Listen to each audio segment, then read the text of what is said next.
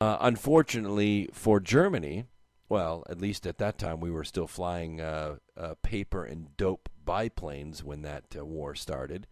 Now, because maybe military demands it, we develop our weapons at a much accelerated rate. But unfortunately for Germany, their supply lines were stretched out everywhere, from North Africa to Plosti to Austria. Ball bearing factories. Everything was visible from the air. Now it seems, at least according to what we're discovering here tonight on the program with you, many of these high-tech supply places are buried deep inside the earth, and they're not so easy to get to. It's as though preparations are being made, maybe not for war on just this planet, maybe in preparations for war between planets. It just seems like when money... I have no idea. I have no information in that regard. And in fact, I would have to say, notwithstanding all of my research, there is a very high level of secrecy that's been clamped down on the entire field of secure underground and undersea bases. It's one thing to demonstrate that they exist, as I have, and to show the plans for their construction, as I have, and to indicate some of the corporations and agencies that are involved.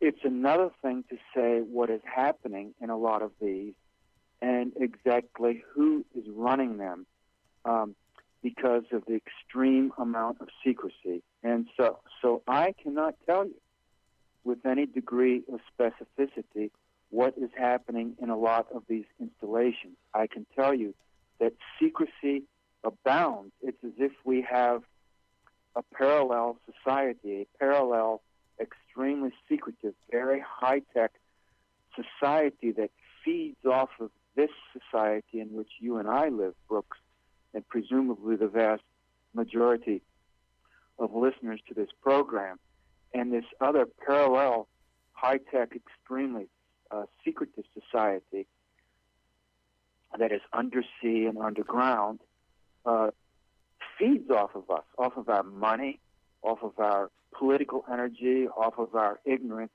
much like a vampire or a parasitic organism. Do you see what I'm saying?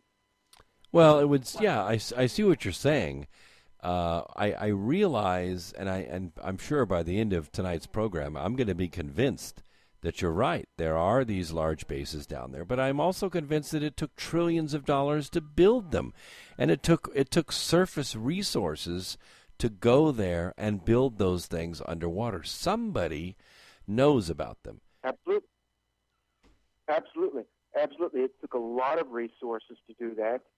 And not only that, but a great deal more.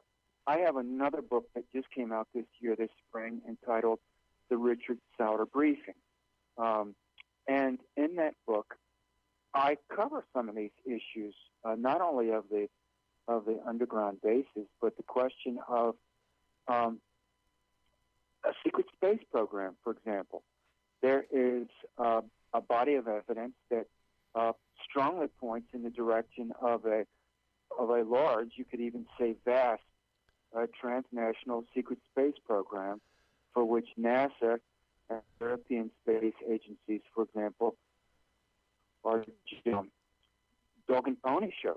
I think I think that's a wonderful idea, Richard.